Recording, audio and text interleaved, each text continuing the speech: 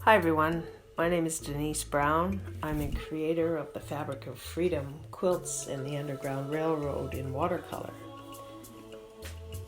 There is a crossroad in Black history where fact meets folklore and the story of the Underground Railroad. It's well documented that by 1850, a coordinated network of anti-slavery activists known as the Underground Railroad helped more than 100,000 enslaved people of African descent escape bondage on southern plantations and reclaim freedom in the northern states and Canada. And how freedom quilts were used to provide instruction to facilitate these escapes, while not accepted by all historians, is present in Black folklore, which is traditionally an oral history. I believe that all folklore is born of a grain of truth. My Fabric of Freedom collection includes 19 square watercolor images to honor the quiet revolution that was the Underground Railroad.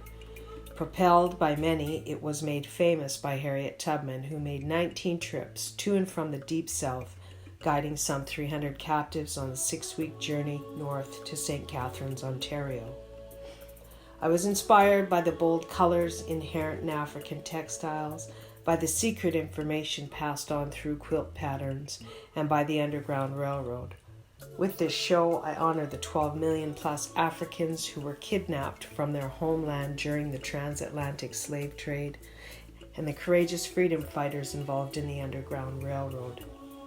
Being a descendant of enslaved African Americans, I'm not one to sugarcoat reality, because without truth, there is no hope of reconciliation. That said, my paintings are an expression of the joy and profound relief that I can only imagine was experienced by my people reclaiming freedom in Canada.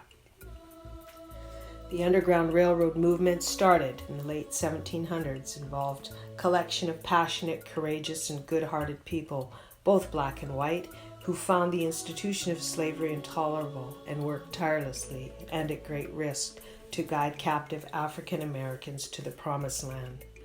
It was dubbed the Underground Railroad around 1831, coinciding with the beginning of the American Railroad, and it was heavily dependent on secrecy and code for its successful operation.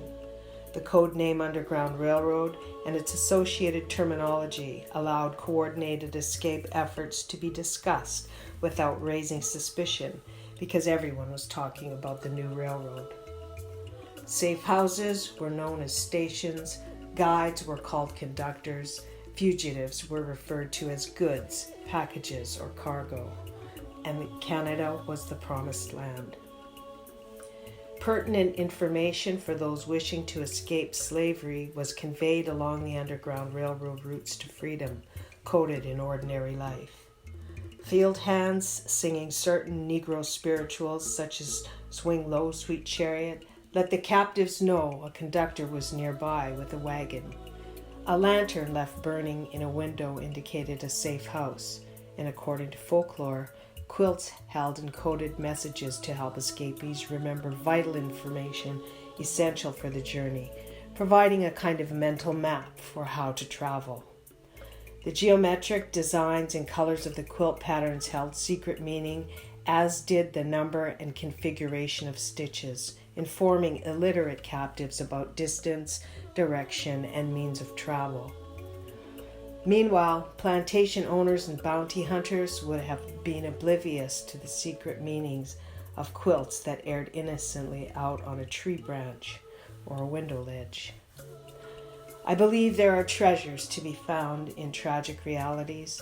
Within Black history, the Underground Railroad is a gem, a sophisticated network of passionate folks of different races, religions, and backgrounds who came together across many miles, risking their lives to help end slavery.